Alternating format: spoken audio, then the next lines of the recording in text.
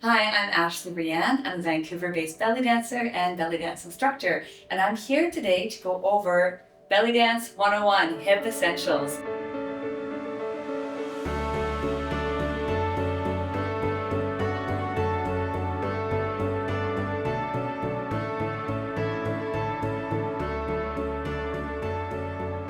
So we are going to start with our feet a comfortable distance apart. We want to have them roughly underneath our hip bones.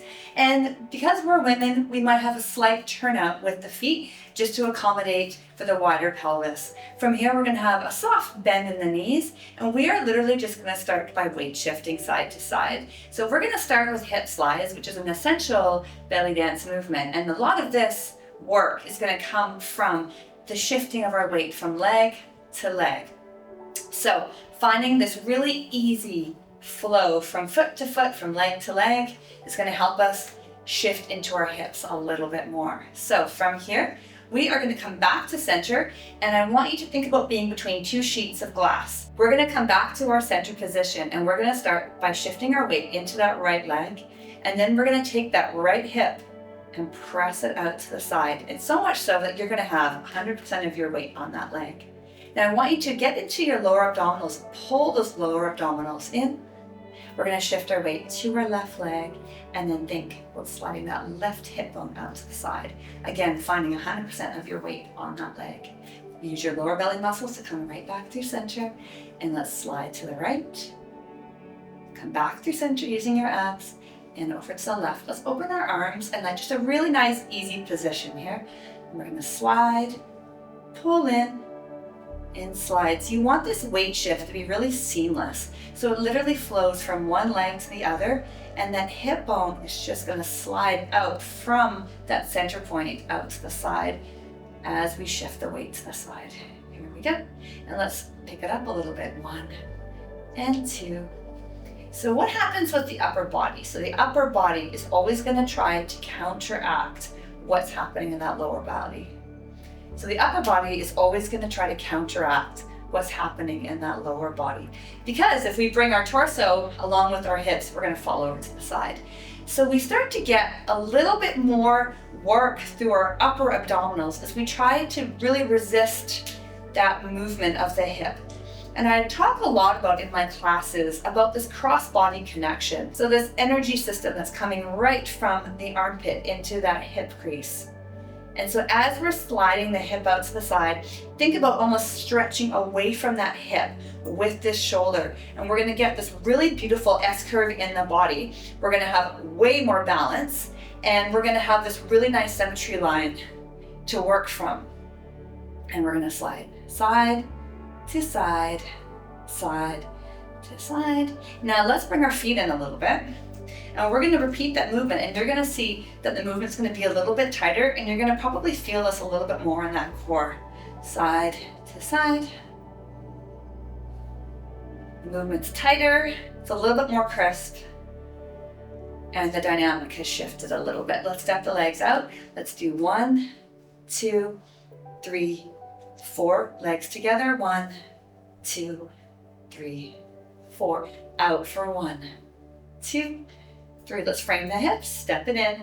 1, 2, 3, 4, and out for 1, 2, 3, 4, and in. 1, 2, 3. Last time, and 1, 2, 3, 4, and in. 1, 2, 3, and 4. We're going to come back to the open position with the legs. The knees are going to be soft.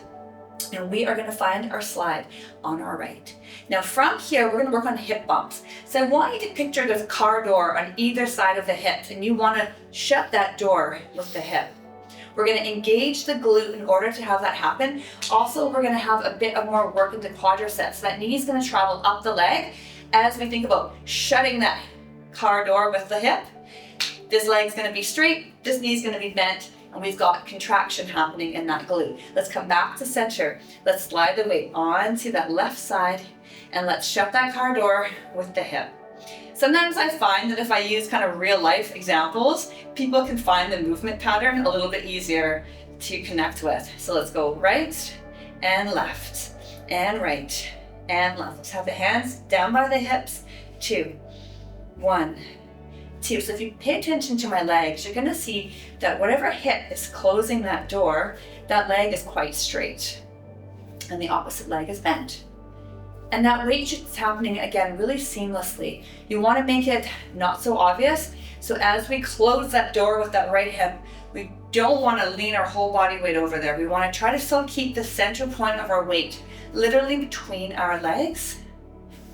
And we just have these gentle little shifts between the feet. 1, 2, 1, 2, 1, 2, 1, 2. Let's do 5 and 4, 3. We're going to start with those slides.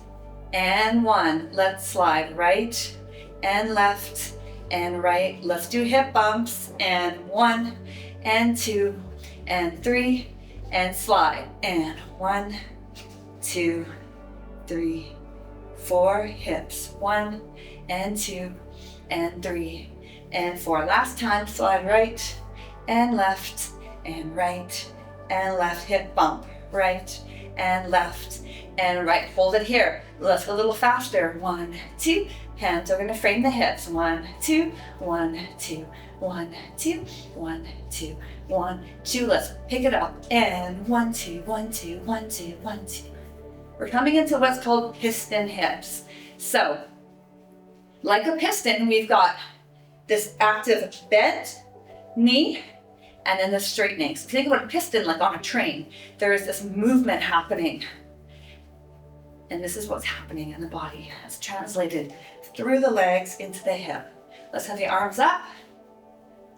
Let's go for 5 and 4 and 3 and 2 and a 1. And let's just stretch it out by coming in to that gentle hip slide.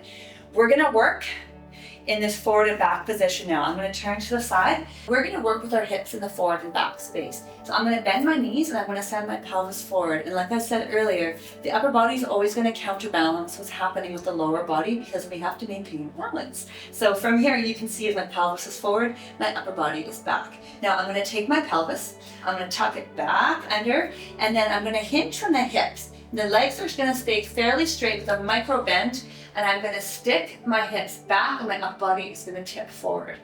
Now use your core, use your abdominals to come all the way back through center, bend the knees, pelvis comes forward, stretch, use the lower belly muscles to pull those hips back. We're going to go forward and back, and forward and back. And forward. So you can see that as my hips are back, I still have a micro bend in those knees. I'm not working with straight legs here because this can be a place where you can really get into that lower back and it's just not quite so comfortable, especially if your hamstrings are tight. It can be a little bit on the uncomfortable side. All right, I'm going to come back to face the front. We're going to slide to the right. We're going to press the hips front. Slide to the left. Bring those hips behind and to the right and front and left and back. We're gonna go right, front, left, back. So we've got 4 points.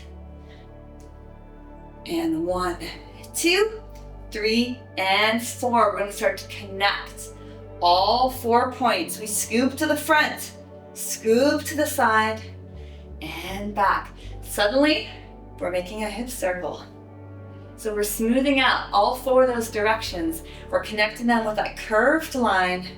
And if you pay attention to your feet, you're gonna feel that weight shift around your entire foot line. So the side of the foot, through the heel, to the opposite side, and through the toes.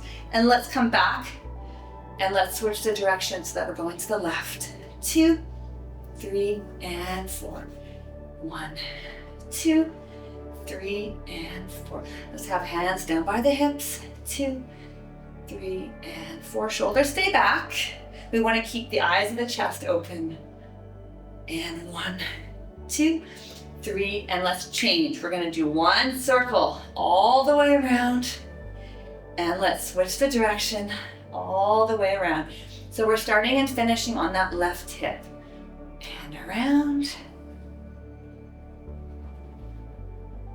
Beautiful. Let's come back to slides for 1, 2, 3, and hip bumps. 1, 2, 3, and circle for 1, 2, 3. Let's reverse for 1, 2, 3. Let's do left side slides. Let's slide left and right and left and hip bump for 1, 2, 3, and circle from that right hip this time. 2, 3, and 4, and 1, 2. Let's do one more time on that left side. Let's slide left and right, left hip bump for 1, and 2, 3, and 4. Circle 1, 2, 3, and change, and 1, 2, 3, and 4.